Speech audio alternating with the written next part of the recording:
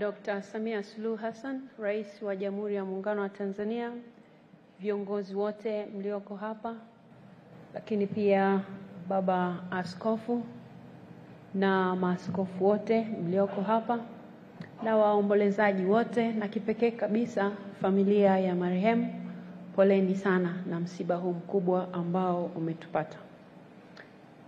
Mheshimiwa Rais, leo tunaomboleza msiba huu wa baba yetu, babu yetu, lakini kiongozi wetu ambaye wakati wa uongozi wake na baada ya kumaliza uongozi wake bado aliendelea kuwa mtu mwenye hekima, mwenye busara nyingi, mwenye uvumilivu. Na bila shaka kama alivyosema Baba Askofu alipotuendeshea ibada hapa, ni mtu aliyependa kuwa na amani na watu wote. Hayo yote ni mafunzo kwetu sisi tuliosalia kujifunza kwa ndugu yetu huyu ambaye amelala leo.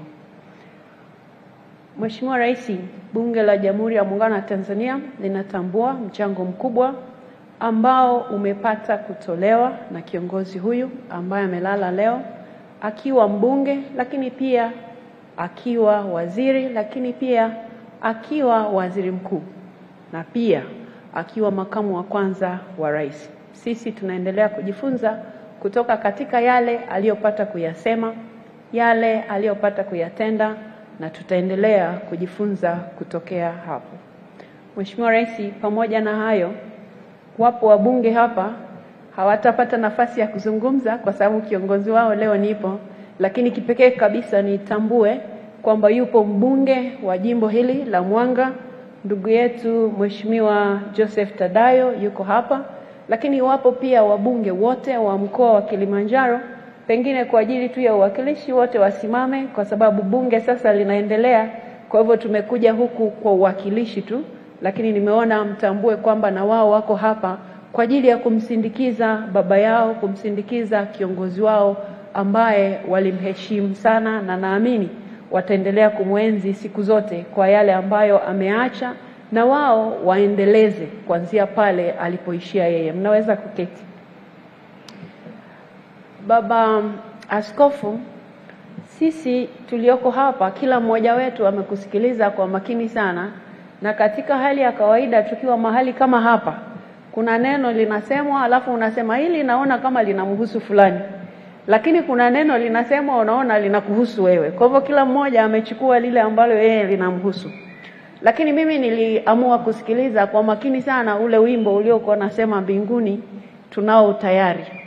Na nikasema lile beti, kwa kweli mimi ninakushukuru kwamba ulituruhusu wengine tusiimbe ambao hatuna utayari wa kwenda sasa.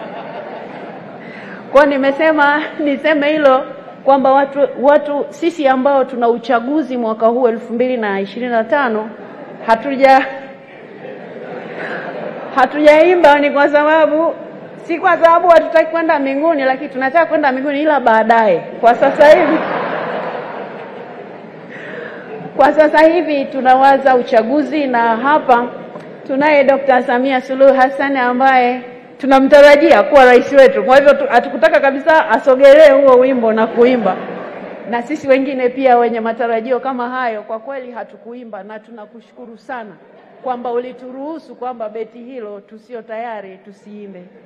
Kwa hivyo ndugu zangu, tuendelee kujifunza kwa baba huyu ambaye amelala hapa, na wakati wetu utakapofika wa kuondoka watu wawe na cha kusema kile ambacho kitakuwa kinampendeza Mungu. Mungu awabariki sana.